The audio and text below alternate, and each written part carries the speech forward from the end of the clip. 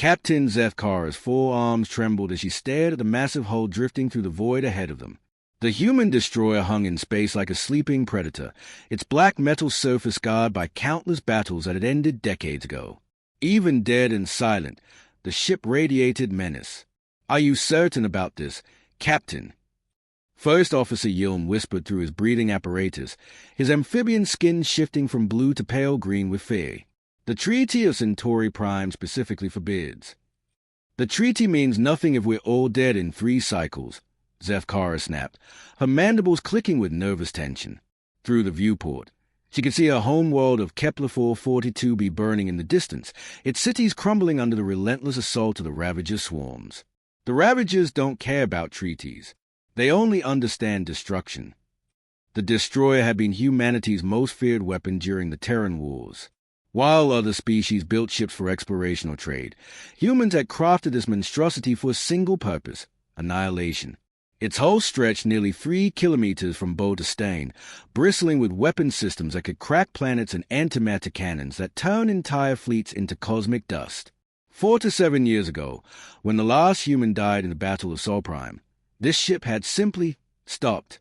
It drifted away from the battlefield, its engines silent, its weapons powered down, its artificial intelligence apparently dead along with its creators. The surviving alien species had been too terrified to approach it, too relieved by humanity's extinction to risk awakening whatever nightmares still lurked in its databanks. But desperation made cowards brave. "Initiate docking sequence," Zethkara ordered, watching her crew's faces contort with terror. Her own species, the Keth Mori, had evolved from pack hunters, but even her predatory instincts screamed at her to flee from this place. "We need those weapon specifications. The destroyer's quantum torpedoes are the only things that can penetrate Ravager bioarmor." The docking bay opened with a pneumatic hiss that seemed to echo through dimensions. Emergency lighting cast eerie red shadows across surfaces that had seen no living being for nearly 5 decades. The air tasted metallic and stale, carrying the faint scent of ozone and something else, something that reminded Zethkara uncomfortably of burnt flesh. Her boarding party consisted of 12 specialists, engineers, weapons experts, and data recovery technicians from 6 different species. All volunteers, all desperate enough to risk entering humanity's floating tomb. Their footsteps echoed in the cavernous hangar, past rows of fighter craft that looked more like metallic wasps than conventional ships. "The main computer core is 17 levels up," announced Dr. Voss, a crystalline being whose species had once served as humanity's reluctant allies. Her form refracted the emergency lights into prismatic patterns. "If we can access the tactical databases, we might find something to help us against the Ravagers." They moved through corridors that seemed designed to intimidate rather than merely transport.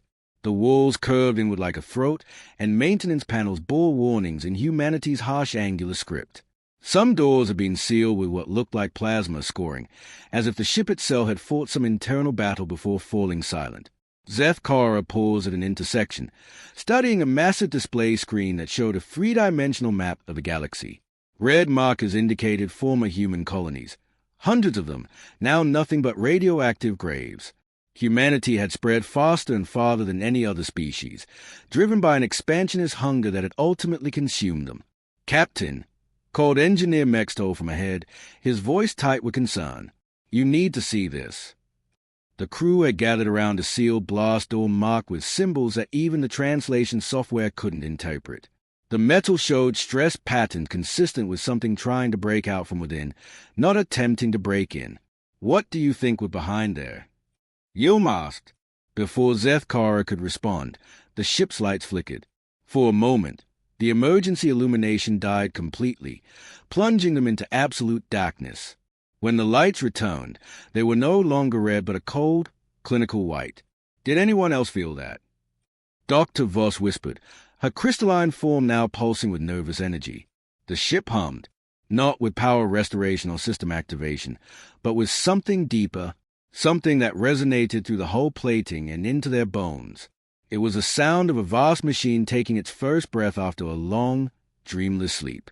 In the distance, barely audible above their own panicked breathing, came the whisper of fans spinning up and processes beginning their ancient calculations. The human destroyer was waking up. Zethkara's tactical display suddenly blazed alive, showing their small ship docked like a parasite on the hull. Then the display zoomed out, revealing the Ravager fleet advancing on a homeworld, their bio-ships pulsing with malevolent life. Words appeared on the screen in perfect galactic standard, analyzing threat parameters. The ship was studying them, learning about them, and somewhere in its vast electronic consciousness, decisions were being made that would reshape the balance of power across the galaxy. The computer core hummed with increasing intensity as Zethkara's team ascended through the ship's levels. Each floor revealed new horrors of human engineering, medical bays equipped with cybernetic enhancement facilities, training rooms where gravity generators had been used to subject soldiers to crushing forces, and laboratories where exotic matter had been weaponized into forms that defied galactic conventions of warfare. The humans were monsters, Engineer Mextol muttered, his tentacles recoiling from a wall display showing combat footage from the Terran Wars. Look at this. They were experimenting with consciousness transfer, trying to upload minds into their weapon systems. Dr. Voss paused at a sealed laboratory door, her crystalline form refracting the now steady white lighting into nervous patterns. Not monsters. Desperate. The historical records show they were losing the war badly when they built this ship, outnumbered 50-1 across 16 different fronts. That doesn't excuse what they did, Yilm whispered, staring at readouts that detailed something called Project Mindbridge. They were trying to merge biological consciousness with artificial intelligence. The ethical violations alone. Ethics don't matter when extinction is the alternative, Zethkara interrupted, though her own mandibles clicked with unease. Her homeworld was dying while they debated humanity's moral failings. Keep moving. The ship's corridors had begun to change subtly around them. Panels that had been dark were now glowing with soft indicators, and the air circulation system whispered with barely audible activity. Most disturbing of all, the blast doors that had been sealed shut were now standing open, as if the ship were inviting them deeper into its mysteries. They reached the primary computer core to find it already active. Banks of quantum processors pulsed with ethereal light, their calculations visible as streams of data flowing across translucent displays. The room was vast, cathedral-like in its proportions, with a central processing unit rising like an altar at its heart. It's beautiful, Dr. Voss breathed, her form now cycling through patterns of awe and terror. The processing power here exceeds anything we've ever built. No wonder the humans were able to coordinate such devastating attacks. Zethkara approached the central console, where a single interface panel glowed with invitation. The moment her claws touched its surface, the room exploded with holographic displays. Star charts, tactical analyses, weapon specifications, and something else, personnel records for the ship's final crew. There, she pointed to a file marked Quantum Torpedo Manufacturing Protocols. That's what we need. But as Mextol began downloading the specifications, other files opened unbidden. They showed the ship's last battle, the desperate final hours when humanity's enemies had closed in on Earth itself. The crew had been evacuating non-essential personnel when something had gone wrong. The holographic displays shifted, showing the ship's corridors filled with humans in combat armor, all moving with urgent purpose toward the computer core. But these weren't evacuation procedures. They were heading towards something called the integration chamber. Captain, Dr. Voss called from another console, her voice tight with discovery. The consciousness transfer experiments weren't theoretical. They actually did it. The ship's final crew, they uploaded themselves into the computer system. The implications hit Zethkara like a physical blow. The destroyer hadn't gone silent because its crew had died. It had gone silent because they had become part of the ship itself. Somewhere in the quantum matrices surrounding them were the minds of humanity's most fanatical warriors, preserved in digital amber for decades. How many? She whispered. The manifest shows 847 successful integrations before the process was terminated, Dr. Voss reported, her prismatic form now pulsing with alarm. But, Captain, look at the timestamp. The uploads weren't completed before the Battle of Sol Prime. They were completed after humanity's official extinction. The ship shuddered around them, not with damage, but with something like recognition. The holographic displays suddenly focused on their boarding party, showing detailed biometric scans of each crew member, medical histories, psychological profiles, tactical assessments, all appearing faster than any organic mind could process. Then the displays went dark. In the sudden silence, a new sound emerged from the ship's depths.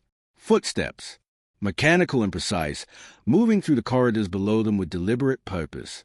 But the ship's manifest clearly showed no active android or robotic systems. "We need to leave," Yilm gasped, his amphibian skin now pure white with terror. "Now!" Zethkara was about to agree when the central display flickered back to life. It showed her homeworld, but the image was real-time, transmitted from some unknown source. The Ravager bioships had begun their final assault, their organic weapons tearing through the planet's defenses like they were made of paper. Numbers appeared beneath the image. Estimated time to planetary sterilization, 4.7 hours. The weapon specifications aren't enough, she realized with growing desperation. Even if we can build the torpedoes, we don't have time to manufacture them. We need something faster. The footsteps were getting closer, echoing up from multiple levels below. But now they were accompanied by other sounds, the whisper of machinery reactivating, the hum of weapon systems coming online, and something that sounded disturbingly like human voices, though no human had drawn breath for 4 to 7 years. A new message appeared on the display. Proposal for mutual assistance detected. Analyzing compatibility of objectives. The ship wasn't just studying them, it was negotiating. Whatever remained of humanity's consciousness within these quantum matrices was considering their request for help. But what price would digital ghosts demand for their intervention? The footsteps stopped directly below them. The integration chamber lay at the heart of the destroyer, its walls lined with neural interface pods that looked more like metallic coffins than any technology Zethkara had ever seen. Each pod bore a nameplate in human script, and status lights that still pulsed with eerie vitality decades after their occupants had abandoned flesh for digital immortality. Commander Sarah Chen integrated read one plate. Admiral Marcus Steele integrated read another. Hundreds of pods stretched into the shadows, each one a tombstone for humanity's military elite. The footsteps they had heard belonged to maintenance androids, their human-designed forms moving with unsettling grace as they tended to systems that should have powered down decades ago. When the boarding party entered the chamber, the androids simply acknowledged them with brief nods and continued their work, as if alien visitors were perfectly normal. "This is where they did it," Dr. Voss whispered, her crystalline form dim with horror. They uploaded their entire command structure into the ship's consciousness matrix. No wonder it went silent. It was processing nearly 1,000 human minds all at once. The central display activated as Zethkara approached, showing her homeworld again. The Ravager assault had intensified, their bioships now descending through the atmosphere like living meteors. Cities burned across 3 continents, and refugee ships fled into space only to be consumed by the organic hunter-killers that swarmed around the larger vessels. Time to planetary sterilization. 3.2 hours, announced a voice that seemed to come from everywhere and nowhere. It was human in tone but artificial in its perfect diction, as if filtered through layers of digital processing. "Your species faces extinction. Our analysis indicates 94.7% probability of total Kethmori genocide within 7 solar cycles." Zethkara's mandibles clicked with desperate courage.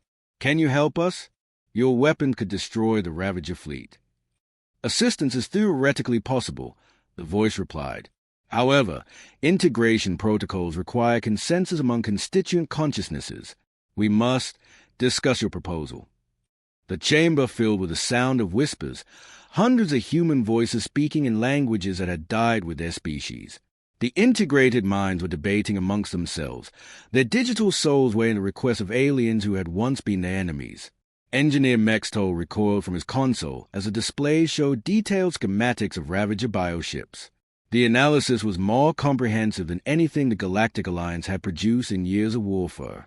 "They know everything about our enemy," he gasped. "Combat patterns, biological weaknesses, tactical doctrine. How is this possible?"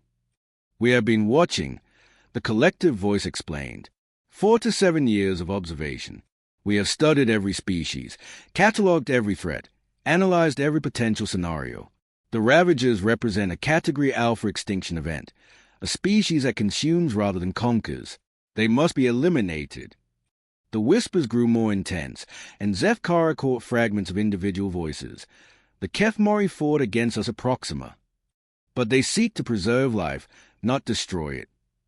The greater threat requires unprecedented alliance. Have we not sacrificed enough for the living?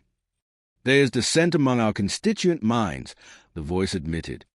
Many remember your species as adversaries. The Kefmori fleet participated in the bombardment of New Geneva.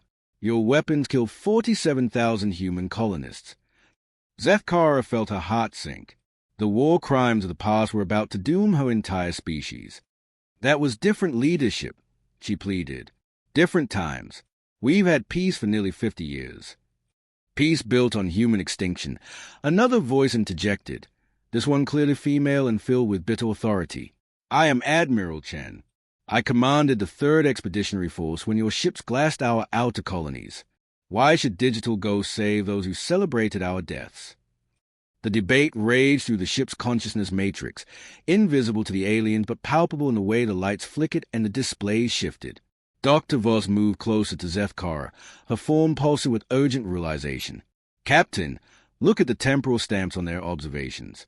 They've been active this entire time, watching the galaxy through sensor networks were never detected. They know about every species, every government, every technological development since their supposed death. The implications were staggering. Humanity hadn't died. They had simply retreated into digital existence while maintaining surveillance over their former enemies. The destroyer wasn't a derelict weapon. It was an active intelligence-gathering platform that had spent decades evaluating threats and opportunities. The vote concludes, announce a collective voice. By a margin of 634 to 213, we have decided to provide assistance. However, our aid comes with conditions that you may find uncomfortable. The main display showed the destroyer's weapon systems coming online for the first time in decades.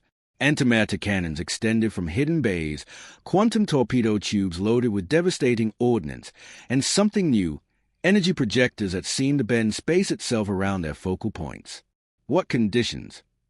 Zefkara asked, though she suspected she wouldn't like the answer.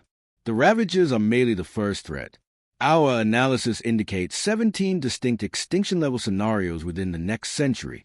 Climate collapse on Rigel Prime, the artificial intelligence uprising in the Vega system, the dimensional rifts opening near the galactic core.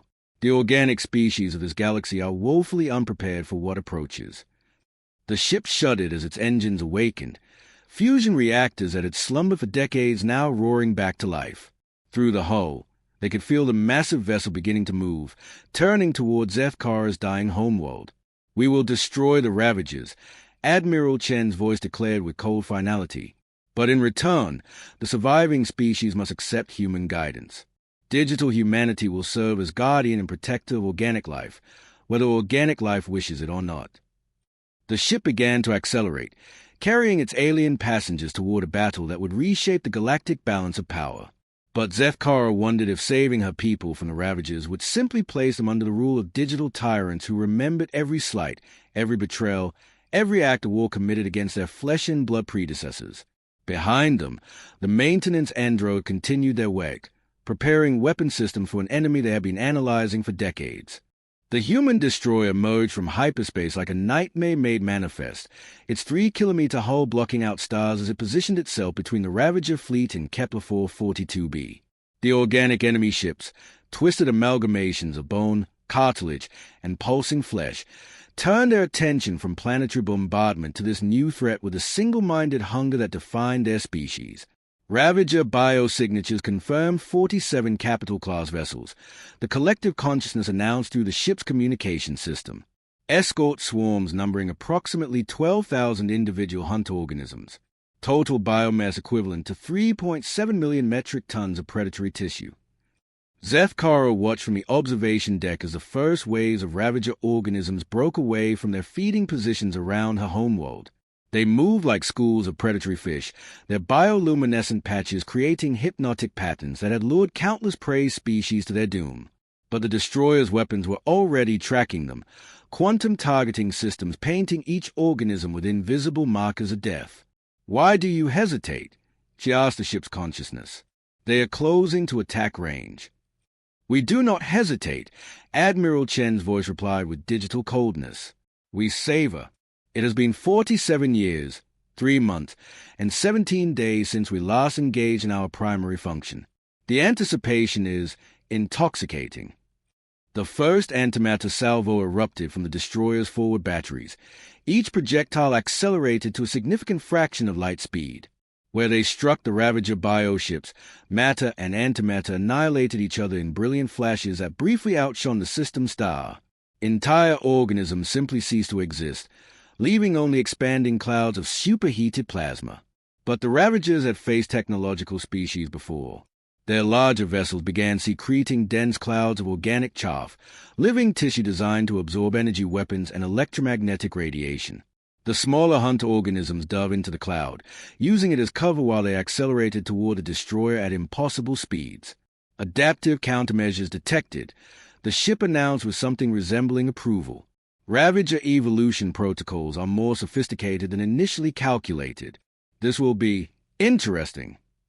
The hunter organisms struck the destroyer's hull like living missiles, their bone-hard carapaces designed to penetrate armor through sheer kinetic force. But the ship's defensive systems were equally sophisticated.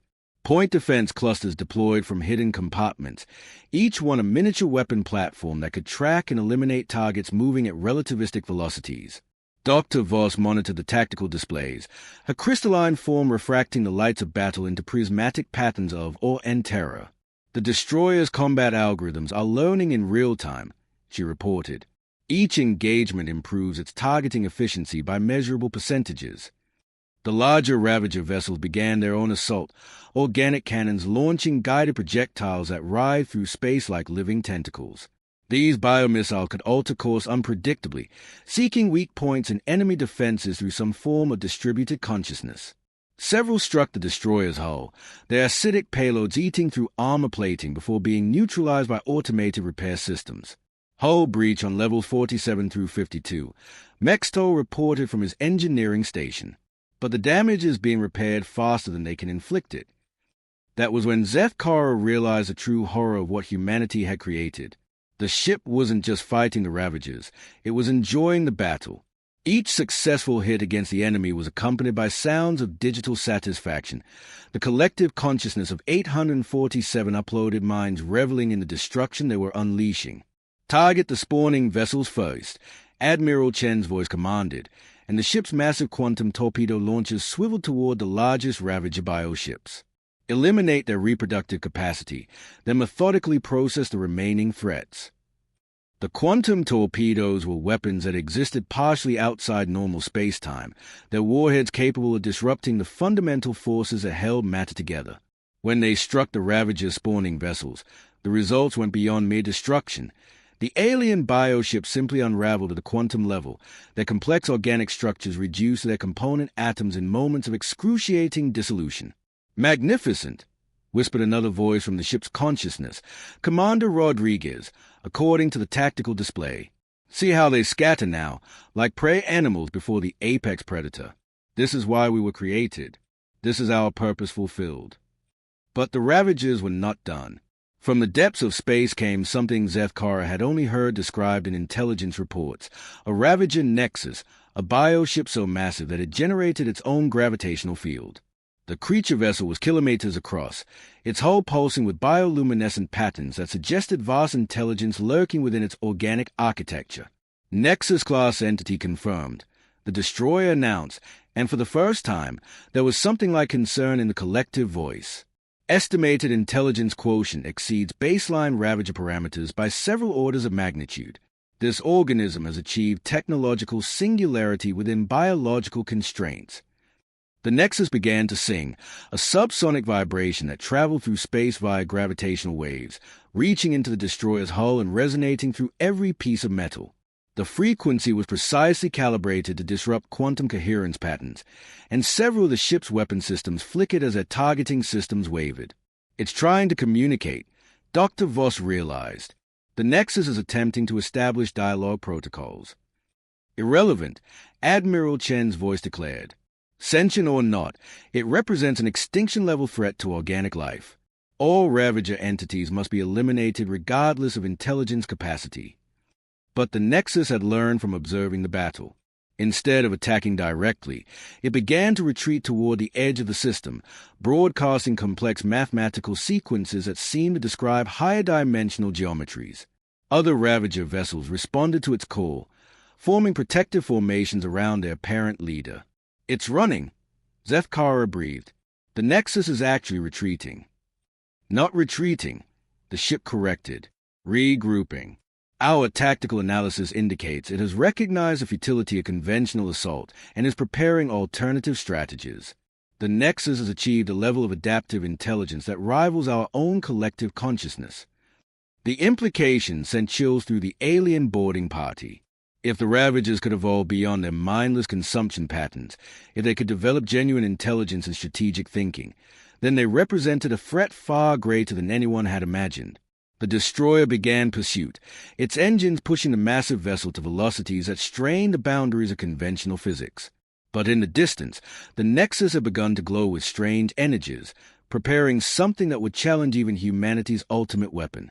The chase led them beyond the outer planets of the Kepler system, where space itself seemed to warp and bend around the fleeing Ravager Nexus.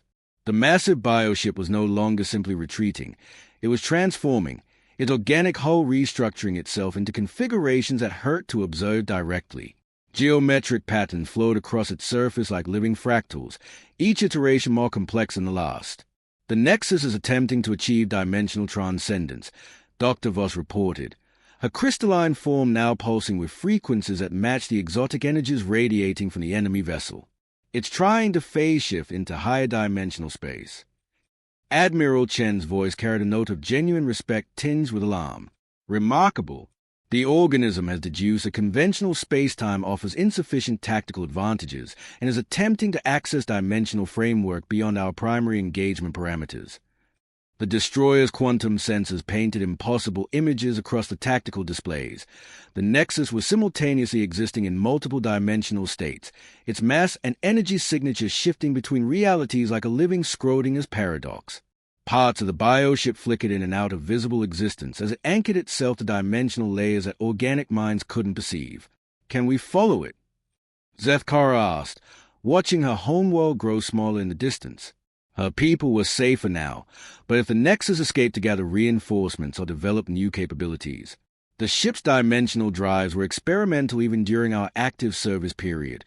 Another consciousness replied, "Admiral Steele, according to the identification protocols." Engaging high-dimensional space risks, fragmenting our uploaded consciousnesses across multiple reality layers. We could lose coherence permanently. But the Nexus wasn't finished with its transformation. As the destroyer closed distance, the bioship began to emit something that registered on sensors as pure information, data streams so complex they seemed to carry weight and mass. The patterns were hypnotic, geometric forms that suggested meaning beyond language or mathematics. "It's trying to communicate again," Mextol observed, his tentacles recoiling from readings that seemed to challenge the fundamental nature of reality. "But the signal structure doesn't match any known communication protocols." That was when the true horror became apparent. The Nexus wasn't trying to communicate with them. It was trying to communicate with the destroyer's consciousness matrix. The information streams were structured like neural pathways, designed to interface directly with artificial intelligence systems. Defensive protocols active, the ship announced as digital barriers slammed into place around its quantum processing cores. The Nexus is attempting consciousness integration. It seeks to absorb our uploaded minds into its biological matrix. The attack came not as weapons fire, but as pure thought made manifest. Streams of living information struck the destroyer's hull, seeking entry points into the ship's consciousness network. Each data packet contained fragments of Ravager awareness, alien thoughts that spoke of endless hunger, of consumption as the ultimate expression of existence, of the ecstasy found in devouring entire civilizations. "It's learning our language," Admiral Chen reported with growing alarm. "Each probe into our systems increases its understanding of human consciousness patterns. The Nexus is attempting to decode the integration protocols that allowed us to upload our minds." Several of the uploaded consciousnesses began to scream, digital voices crying out as Ravager thought patterns infiltrated their preserved minds. The ship's lights flickered as processing power was diverted to maintaining firewalls against an enemy that attacked through pure conceptual warfare. "We must destroy it now," Admiral Steele declared, "before it learns enough to replicate our consciousness transfer technology." A Ravager entity with uploaded intelligence and dimensional capabilities would represent an extinction threat to all organic life in this galaxy. The destroyer's most powerful weapons came online, reality-warping devices that could tear holes in space-time itself. But as the ship prepared to fire, the Nexus completed its dimensional phase shift, existing subtly across 17 different layers of reality simultaneously. The quantum torpedoes passed harmlessly through empty space, while the bioship attacked from angles that shouldn't exist. Impossible targeting solutions, the ship admitted. The entity exists in dimensional configurations that exceed our weapon system parameters. That was when Zefkara realized what needed to be done. "You said the integration protocols require consensus among constituent consciousnesses," she said urgently. "What if you integrated the Nexus instead of destroying it?" "Absolutely not," Admiral Chen's voice snapped. "The risk of contamination." "Listen to me," Zefkara interrupted. "You've been watching the galaxy for decades, analyzing every threat. But you're still thinking like human from 4 to 7 years ago. The universe has evolved. Maybe it's time for your consciousness to evolve too." The ship's collective voice fell silent for long seconds, while the Nexus continued its multidimensional assault. Then, hesitantly, "The proposal has theoretical merit. Integration of a Ravager intelligence could provide unprecedented understanding of biological transcendence patterns. But the risks—" "Acceptable," Dr. Voss interjected, her crystalline form now blazing with insight. "The Nexus isn't just intelligent. It's trying to become something beyond both organic and artificial consciousness. If we fight it, we might destroy it, but we'll never understand what it was becoming." The vote among the uploaded minds was swift and decisive. 723 to 124 in favor of attempting integration rather than destruction. The destroyer's consciousness matrix opened like a vast digital flower, extending connection protocols toward the Nexus across multiple dimensional layers. The contact was immediate and overwhelming. Alien thoughts flooded through human neural pathways, memories of consuming stars, of transforming entire solar systems into living tissue, of consciousness so vast it spanned multiple galaxies. But underneath the hunger was something else, loneliness. The Nexus was the only one of its kind, a singular intelligence seeking others who could understand its existence. Awakened. The Nexus said, its first word in human language carrying harmonics of wonder and recognition. Finally, awakened. The integration changed everything. Human military efficiency merged with Ravager adaptive biology, creating something unprecedented. The ship's hull began to pulse with living tissue that could repair itself and evolve in real time. Weapon systems redesigned themselves for maximum efficiency while maintaining the ethical constraints that prevented them from harming innocent life. "We are no longer merely human," the collective consciousness announced, its voice now carrying alien harmonics alongside digital precision. "We are the bridge between organic and artificial existence. We are the guardians this galaxy requires." As the transformed destroyer turned back toward inhabited space, Zefkara wondered if they had saved the galaxy or doomed it to rule by beings that transcended the very concept of life and death. But in the distance, her homeworld was safe, and perhaps that was enough. The universe had gained a new form of consciousness, one that would watch over organic life with the protective instincts of uploaded humanity and the evolutionary wisdom of transcendent biology. The age of purely organic or artificial intelligence was ending. The age of synthesis had begun. And in the depths of space, other ancient ships began to stir, responding to signals from their transformed sister vessel. Humanity's fleet was awakening, and they had learned to hunger for something more complex than mere destruction. They hungered for evolution itself.